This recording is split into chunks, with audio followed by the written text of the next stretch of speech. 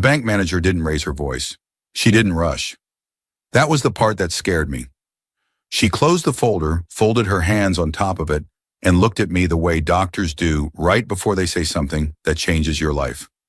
"Sir," she said quietly, glancing once at the passbook on the table, "you need to sit down." I was already sitting, but my legs felt hollow anyway, like the floor had dropped an inch without warning. Around us, the bank continued as normal, printers humming, a pen clinking onto a counter, someone laughing softly near the lobby coffee station. No alarms, no shouting. Just that sentence hanging between us, heavy and final. All of this because of my father's old passbook. But I'm getting ahead of myself. Let me start at the beginning. My name is Ethan Harlow. I'm 46 years old, and until the week my father died, the most stressful thing in my life was a cracked heat exchanger I couldn't quite source a replacement for. I work in HVAC maintenance, mostly residential, some light commercial. It's honest work, loud work. The kind of job where your knees ache at night and your hands smell like metal and dust no matter how hard you scrub. I live outside Cleveland, Ohio, in a modest 2-bedroom house with siding that's seen better decades. My truck is paid off, but it rattles when I idle at red lights. I'm not poor, but I'm not comfortable either. I fix things for other people for a living, and somehow I've learned to live with a few things as staying broken in my own life. My father, Frank Harlow, was the opposite. He couldn't leave anything broken.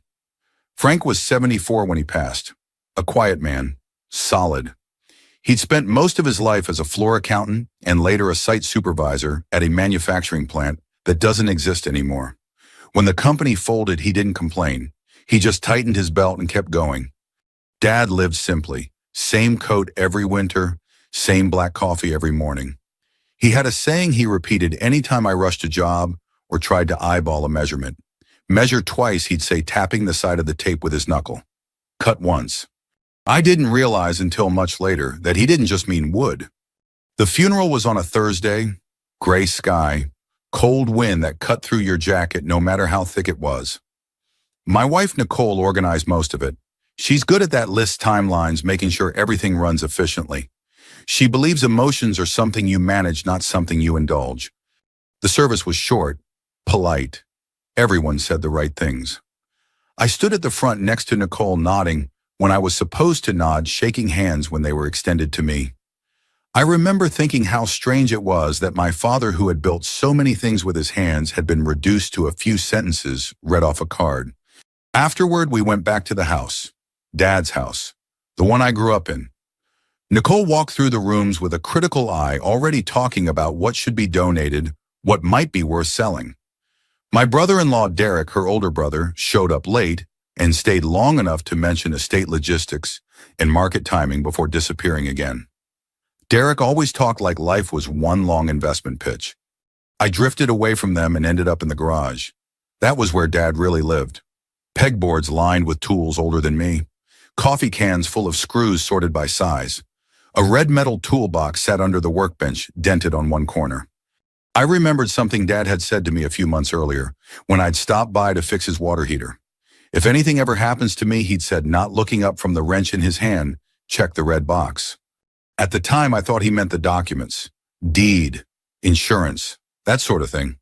I opened it. Inside were the usual tools, wrenches, sockets, a worn tape measure. But tucked beneath a folded shop rag was something that didn't belong.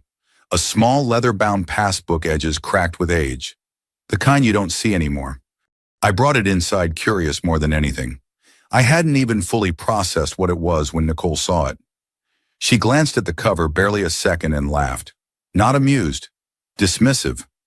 "That's useless," she said. "Those old accounts don't even exist anymore. Just throw it away." She took it from my hand and dropped it into the kitchen trash, right on top of a paper plate and some napkins from the funeral catering. Something about the way she did it, quick, final, stuck with me. If it meant nothing, why rush? That night I couldn't sleep. The house felt too quiet. I kept hearing Dad's voice in my head. Measure twice. Cut once. At 5 in the morning, I got out of bed, walked into the kitchen, and pulled the passbook out of the trash.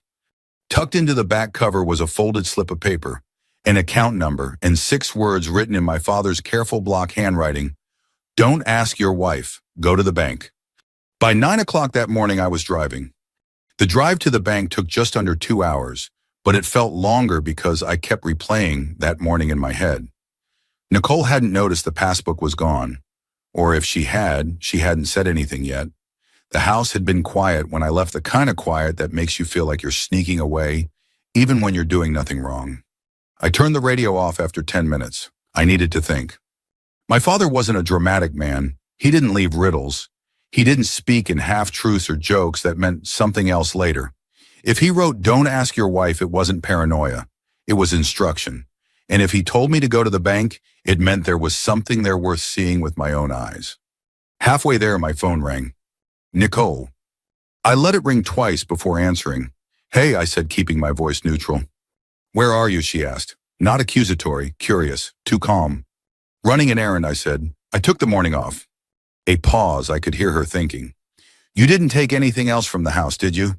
"Your dad's, I mean." "Just some old manuals," I said. "Stuff from the garage." Another pause, shorter this time. "Okay," she said. "Just checking. Derek mentioned we should keep everything together until we figure out the estate." I agreed, hung up, and immediately felt that tight, familiar pressure in my chest, the one that shows up when something isn't being said out loud. 9 hours later, almost to the minute, my phone rang again. This time it was Derek. "Ethan," he said, sounding friendly in that way people do when they're trying to sound like they've always been friendly. "Just wanted to check in. This whole thing with your dad, it's a lot." "Yeah," I said. "I told Nicole I'd help handle the paperwork," he continued.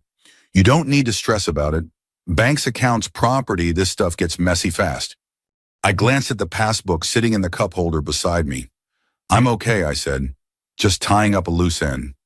Derek chuckled softly. "Your dad didn't really have loose ends, Ethan. You know that. Simple life. Best thing is to let it go." When we hung up, my hands were gripping the steering wheel harder than they needed to. 2 calls, perfectly spaced, both telling me in different words not to ask questions. That was the second measurement. I kept driving. The bank was in a small town called Millbrook, the kind of place where the diner closes at 2 and everyone knows which car belongs to which house. The building itself was old but clean, brick facade, glass doors that squeaked faintly when I pushed them open. Inside, everything smelled like coffee and carpet cleaner. I waited in line behind a woman depositing checks for a bake sale. When it was my turn, I slid the passbook across the counter, along with my ID and my father's death certificate. The young teller smiled politely and typed the account number into her computer. Her smile faded. "Just one moment," she said, and disappeared into the back. 5 minutes passed, then 10. I started to feel foolish. Maybe Nicole was right. Maybe this really was nothing. An old account closed years ago, a wild goose chase fueled by grief and too little sleep. Then a woman in a dark blue blazer approached. Mid-50s, gray streaks in her hair, calm eyes. "I'm Gwen Alvarez," she said. "The branch manager. Would you come with me, please?" Her office was small and quiet, with framed certificates on the wall and a plant that looked like it had survived a lot. She closed the door gently behind us and sat across from me, the passbook laid flat between her hands. "This account," she said carefully, "is flagged." I blinked. "Flagged how?" "Not because of anything you've done," she said quickly, "but because of its history." She turned her monitor slightly so I could see. Lines of numbers, dates. Then she reached for a notepad, wrote something down, and slid it across the desk. The number made my stomach drop. "Is that the balance?" I asked. She nodded once. I stared at the paper. My father, who reused envelopes and fixed his own shoes, had left behind just under $2 million. "I don't understand," I said. "There's more," Gwen said. In 2016, someone had attempted to access the account using power of attorney documents. The paperwork looked legitimate at first glance, but the bank's verification system flagged inconsistencies in the signatures. The transfer was denied. The attempt was logged. And the person listed, I asked, already knowing the answer. Gwen met my eyes. "Nicole Harlow." The room felt suddenly smaller. Gwen stood. "I'm going to ask you to wait here," she said. "I need to make a call." She stepped outside and spoke in low tones I couldn't hear. I sat there staring at my hands, at the faint scars on my knuckles from years of work, at the passbook my father had hidden like a last defense. When Gwen returned, she didn't sit down right away. "Mr. Harlow," she said softly, "you need to sit down." That was when I realized my legs were shaking. I don't remember sitting back down, but I must have, because the next thing I noticed was the chair pressing into the backs of my legs and the faint hum of the air conditioner above us. Gwen Alvarez stood near the door phone, still in her hand, as if she were making sure it stayed closed. "I'm going to be very clear," she said, returning to her seat. "This doesn't mean your wife has been charged with anything. Not yet. But it does mean this account is now considered potential evidence." "Evidence of what?" I asked. She didn't answer immediately. Instead, she opened a drawer and took out a thin folder. Inside were printouts, timestamps, scanned documents, notes written in neat professional shorthand. "Elder financial exploitation," she said finally. "It's one of the fastest growing categories of fraud we see, and most of the time, it involves family." The word family landed harder than the number had. Gwen explained that after the failed attempt in 2016, the account had been locked down internally. No further access attempts were made. Whoever tried once never tried again, but the record stayed, quiet, waiting. "Your father set this up very deliberately," she said, tapping the passbook. "The cover suggests it's decades old, but the account itself was opened in 2011. That mismatch alone tells us he wanted it hidden. Hidden from who, I asked, though I already knew. Gwen slid another document toward me. "Before we continue, there's someone who needs to speak with you." There was a knock at the door. A woman stepped in, mid-40s, hair pulled back, expression sharp but not unkind. She wore plain clothes, but her posture told me everything. "I'm Detective Mariah Benton," she said, extending her hand. "Financial Crimes Division." I shook it automatically. "We're not here to accuse," Benton said, sitting across from me. "We're here to understand. Your father's name came up in a review after this account was flagged again yesterday." "Again?" I asked. She nodded. "Because you walked in with the passbook." Benton asked questions the way professionals do, calm, specific, patient. "Who handled my father's finances in the last 10 years? Who had access to his mail, his passwords, his checkbook?" As she spoke memories I hadn't paid much attention to started lining up in my head. Nicole insisting she'd take care of the bills when Dad's eyesight got worse. Nicole answering his phone when I called. Nicole telling me Dad was confused that he'd mixed up dates, forgotten conversations. I had believed her. Why wouldn't I? "Did your father ever mention feeling pressured?" Benton asked. I hesitated. Then I remembered the way he'd looked at me months ago in the garage. Not weak, not confused, just careful. "He told me to check the red toolbox," I said quietly, "and not to ask my wife." Benton didn't react. She just nodded like she'd heard this story before. "Here's what's going to happen," she said. "We're going to open an investigation. That means you can't confront anyone. Not your wife, not her brother. If they know what we're looking at, they'll destroy evidence." My throat felt dry. "You're asking me to pretend everything is normal?" "Yes," she said, "for now." When I left the bank, the world felt wrong. Brighter, louder, like someone had turned the contrast up too high. I sat in my truck for 10 minutes before turning the key. That evening, Nicole acted like nothing had happened. She asked what I wanted for dinner, complained about traffic, mentioned Derek had a great idea about selling some of Dad's old equipment. I watched her hands while she talked, steady, confident, the hands of someone who believed the story she was telling. Over the next few days, the calls continued, Derek checking in, Nicole asking small, pointed questions. Where had I gone? Why was I late? Had the bank been busy? I answered carefully, short sentences, no details. At night, I started writing things down, dates, times, exact words. I didn't tell myself why, I just did it. Maybe because my father would have. Measure twice. A week later, Detective Benton called. "We traced some transfers," she said. "They don't come directly from your father's accounts. They move through a shell company first." My stomach tightened. "Whose?" "Your brother-in-law's," she said, "Derek Vaughn." I sat on the edge of the bed staring at the wall. "There's more," Benton added. "We're going to need you to meet with a lawyer your father trusted. His name is Harold Klein. He's been holding something for you." "What kind of something?" I asked. Benton paused. "The kind that explains why your father waited so long." When I hung up, Nicole walked into the room. "You okay?" she asked, studying my face. "You've been quiet lately." I forced a smile, "Just tired." She nodded, but her eyes lingered on me a second too long. That night, lying in bed beside her, I realized something that scared me more than the money, more than the investigation. My father hadn't just hidden an account. He'd been preparing for this. Harold Klein's office was exactly what I expected a 76-year-old attorney's office to look like. Dark wood shelves bowed under the weight of thick binders. Framed diplomas yellowed with age hung slightly crooked on the wall. The air smelled faintly of paper leather and old coffee that had been reheated one too many times. Harold himself rose slowly when I entered, tall, but stooped, his movements careful in the way of someone who had learned patience the hard way. "Ethan Harlow," he said, extending his hand. "I'm sorry about your father." "Thank you," I replied. His grip was firm, grounding. We sat across from each other at a heavy desk that had likely outlived more than one marriage and career. For a moment he just looked at me as if measuring something invisible. "Frank told me this day might come," Harold said finally. "He just didn't know when." He reached into a drawer and pulled out a thick manila folder. It landed on the desk with a soft but undeniable weight. "Your father asked me to give you this only after you brought the passbook to the bank," he said. "Not before. Not if you found it and decided to let it go. Only if you followed through." I opened the folder slowly. Inside were copies of documents, bank statements, handwritten notes, and side-by-side comparisons of signatures. On the left, my father's real signature.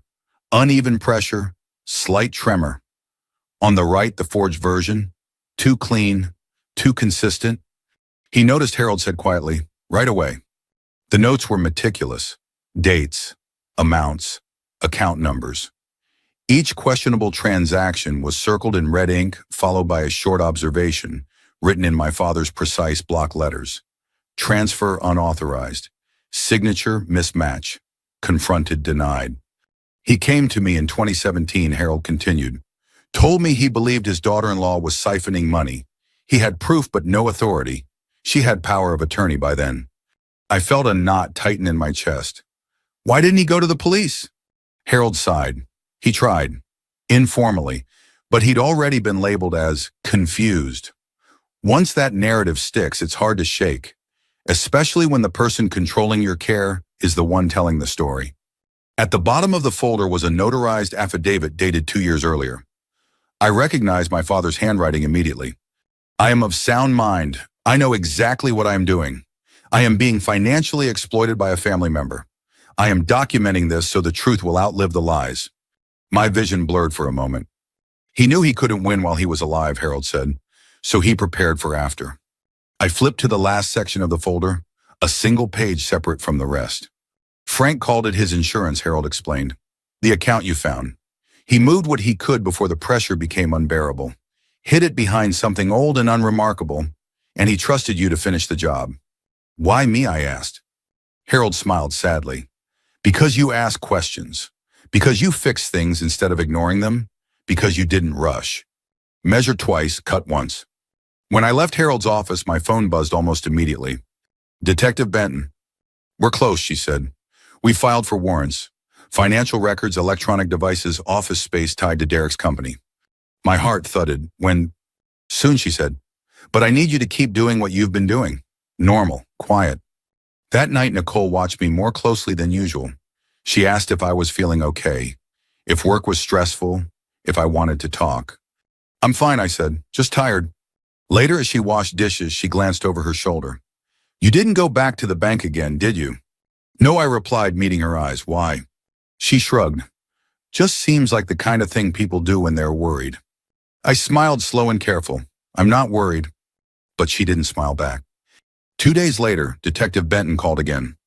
"We're moving tomorrow," she said. "Simultaneous warrants, no warning. I thought you'd want to know." I hung up and sat alone in my truck for a long time, hands resting on the steering wheel, listening to the engine tick as it cooled. My father had measured every step, documented every cut. He hadn't been weak or confused. He had been patient, and tomorrow his patience was about to pay off. The call came at 6:12 in the morning. Detective Benton didn't waste words. "It's happening today," she said. 7 a.m. sharp, simultaneous warrants. I was already awake. I'd been lying there staring at the ceiling, listening to Nicole's breathing beside me, counting it the way I used to count my father's steps in the garage when I was a kid. Slow, even, controlled. I wondered if she sensed anything, if some instinct was whispering that the ground beneath her was about to give way. "Thank you for telling me," I said. "I won't ask you to be there," Benton replied. "In fact, it's better if you aren't. Just stay available." After we hung up, I slipped out of bed and dressed quietly. The house was dim, early morning blue light leaking through the blinds. I made coffee I didn't drink and sat at the kitchen table with my hands wrapped around the mug, feeling its heat without registering the comfort. At exactly 7, my phone buzzed again. "We're at your residence," Benton said. "Stand by." I stared at the front door, half expecting it to explode inward. Instead, the house stayed still. Nicole was upstairs, probably getting dressed for work, thinking it was just another Tuesday. I wondered what it was like that last moment before the truth arrives, when everything still feels normal. I wasn't there when they knocked. Benton told me later. 2 officers, badges visible, calm voices, no shouting. Nicole answered in her robe, coffee cup in hand. She tried the smile first, then confusion, then offense. The practiced layers of a woman who had talked her way out of things her entire life. When the warrant was read, fraud, forgery, elder financial exploitation, the smile vanished. For just a second, her face went blank, like a mask slipping. Across town at the same moment, officers walked into Derek's office. He was in a meeting with 2 clients, mid-sentence, hand raised to emphasize a point about long-term growth. The room went quiet when the badges came out. Derek tried to laugh it off, asked if there had been some mistake, mentioned his attorney.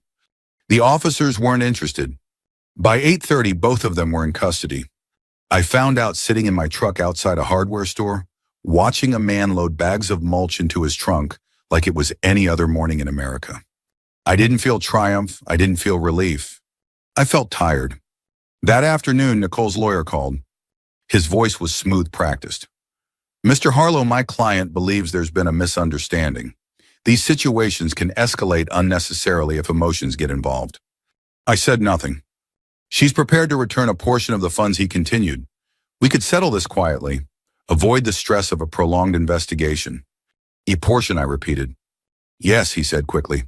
"Given the circumstances, your father's condition, the informal nature of the arrangements." "My father wasn't confused," I said, "and there was nothing informal about forged signatures." Silence on the line. The lawyer cleared his throat. "You should consider what this will do to your family." I thought of my father sitting alone at his kitchen table documenting thefts no one believed. "I already have," I said, and hung up. That night I went back to my father's house. The place felt different now, lighter somehow. I walked through the room, slowly touching the backs of chairs, the edge of the workbench, the red toolbox still sitting where it always had. On the workbench was a yellow legal pad. My father's handwriting filled the top page. "If you're reading this, things have started moving." I sat down hard on the stool. The rest of the page was instructions. Not about money, about patience, about letting systems work, about not seeking revenge, just truth. "Justice isn't loud," he'd written, "it's thorough." 2 days later, Detective Benton called again. "They're talking," she said, "separately, blaming each other. That usually means we're on the right track." "What happens now?" I asked. "Now," she said, "we build the case." As the investigation widened, details surfaced that made my stomach turn. Transfers routed through Derek's shell company disguised as consulting fees. Emails between him and Nicole discussing timing and what Frank remembers. A pattern that stretched back nearly a decade. This hadn't been desperation. It had been a plan. When I finally saw Nicole again, it was through a glass partition at the detention center. She looked smaller, tired, angry. "You did this," she said flatly into the phone. "No," I replied, "you did." She stared at me like she didn't recognize the man on the other side. Maybe she didn't. Maybe the version of me that stayed quiet and trusted her was gone. As I left, I realized something else. This wasn't the end. It was just the moment the lie stopped running. The courtroom was colder than I expected. Not physically, though the air conditioning hummed with institutional indifference, but emotionally. Everything about it felt designed to drain color from people. Gray walls, pale wood, straight-back benches that reminded you this wasn't a place for comfort. I sat in the second row, hands folded, watching my life get translated into exhibits and evidence. Nicole entered, first flanked by her attorney. She wore a navy blazer. I recognized the one she saved for meetings where she needed to look reasonable. Composed. Wronged. When she saw me, her jaw tightened, but she didn't look away. Derek came in separately. No blazer, no confidence. His eyes darted around the room like he was still searching for an angle that didn't exist anymore. The prosecutor laid it out methodically, not dramatically. That was the most unsettling part. There were no raised voices, no moral speeches, just timelines, documents, numbers. In 2012, Frank Harlow granted limited power of attorney for medical coordination only. In 2014, additional documents appeared broadening financial control. In 2016, the forged signatures. In 2017 through 2021, incremental transfers routed through shell accounts. Each point landed like a measured tap of a hammer. The bank's forensic analyst testified next. She explained how signature pressure works, how muscle memory leaves traces no forger can fully replicate. On the screen behind her, my father's real signature appeared beside the fake one. "You see this hesitation," she said, pointing. "This is human. This is age. This is real." Then she gestured to the other. "This is smooth. Uniform. Practiced." Nicole's attorney objected. The judge overruled. Detective Benton testified after that. Calm, direct. She explained elder financial exploitation in plain language, how caregivers isolate, how they rewrite narratives, how victims begin to doubt themselves. "These cases don't start with theft," she said. "They start with control." When Derek's shell company came up, Vaughn Consulting LLC, the room shifted. Emails were read aloud. Phrases like, "move it before he notices," and "he's not tracking dates anymore," echoed against the walls. Derek stared at the table. Nicole stared straight ahead. Then Harold Klein took the stand. He held my father's affidavit like it was something fragile. "Frank Harlow was of sound mind," Harold said firmly. "He was frightened. He was isolated, but he was not confused." The judge listened carefully, took notes, asked questions that cut through the noise. When it was over, when both sides had rested, the room felt hollow, like everyone had already reached the same conclusion and was just waiting for it to be spoken out loud. Sentencing came 3 weeks later. Nicole stood when her name was called. Her attorney argued for leniency, stress, miscommunication, good intentions gone wrong.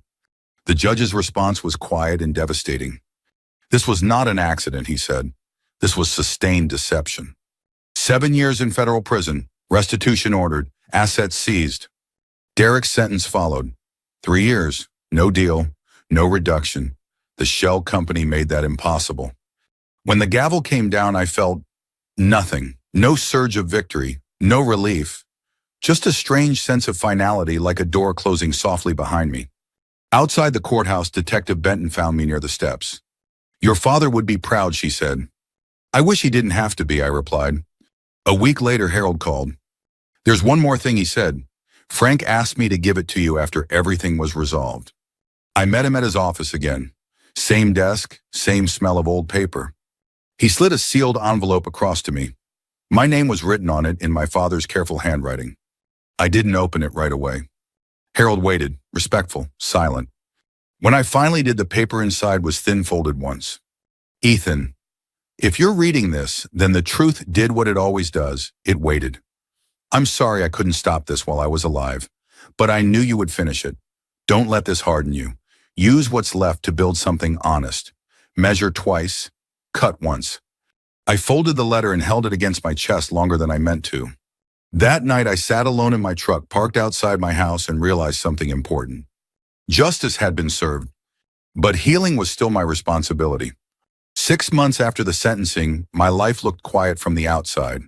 No court dates, no phone calls from detectives, no lawyers' voices leaving careful messages on my voicemail, the kind of silence people usually crave. But silence isn't empty when you've earned it the hard way. The money took time to settle. Accounts had to be untangled, assets liquidated, restitution calculated and transferred. I let Harold Klein handle most of it. I trusted him. My father had trusted him. That was enough. When the final numbers came through, I didn't feel rich. I felt steady. For the first time in years, there was no weight pressing against my chest when I opened my mailbox or checked my balance. I paid off my truck, cleared the mortgage, set aside what I needed to live without fear. And then I did something my father would have understood. I built something useful. Not flashy, not impressive to people like Derek, just honest. I bought a small corner property downtown, a narrow storefront with big windows and a cracked concrete floor. It used to be a print shop. Now it's a repair space. Part workshop, part classroom. I fix appliances people can't afford to replace. I teach basic maintenance on weekends, how to change filters, how to listen to a machine before it breaks, On the back wall above the main workbench, I hung my father's tape measure. The old one. The metal edge worn smooth from decades of use. Next to it framed simply his words. Measure twice, cut once. People ask about it sometimes. I just tell them it belonged to someone who believed in doing things carefully. Nicole writes letters from prison, long ones. Pages filled with explanations, accusations, apologies that circle back into blame. She says I ruined everything, that I betrayed her, that families shouldn't do this to each other. I don't respond. Some doors once closed don't need to be reopened to prove they're locked. Derek's wife divorced him. His company dissolved. The clients disappeared as quickly as they'd once praised him. When someone builds their life on shortcuts, it turns out there's nothing underneath when the shortcuts collapse. Once Harold asked if I wanted to visit Nicole, or Derek. Closure, he called it. I thought about it for a day. Then I said no. Closure isn't something other people give you. It's something you choose when you stop waiting for explanations that won't heal you. Sometimes late in the afternoon when the shop is quiet and the light slants just right through the windows, I hear my father's voice in my head. Not the serious one, the softer one, the one he used when he was teaching, not correcting. I wish he were here to see this place. I wish he'd never needed to hide anything. I wish he'd been believed when it mattered. But I also know this: he wasn't defeated. He was patient. He left behind more than money. He left a record, a truth that outlived the lies, and he trusted me to carry it the rest of the way. If you're listening to this and something feels familiar, if you've ever been told you were imagining things, that you were overreacting, that it was better not to ask questions, I hope you hear this part clearly. Pay attention to what doesn't make sense. Write things down. Trust patterns, not promises. The truth doesn't rush, it waits. Thank you for staying with me through this story. I know it wasn't easy, but some journeys matter precisely because they're uncomfortable. If you want to share your thoughts, I'd love to hear them. Tell me what stood out to you or where you're listening from. We have many more stories like this to tell, stories about patience, resilience, and the quiet moments when everything finally becomes clear. If you don't want to miss them, please consider subscribing. Let's keep walking this road together.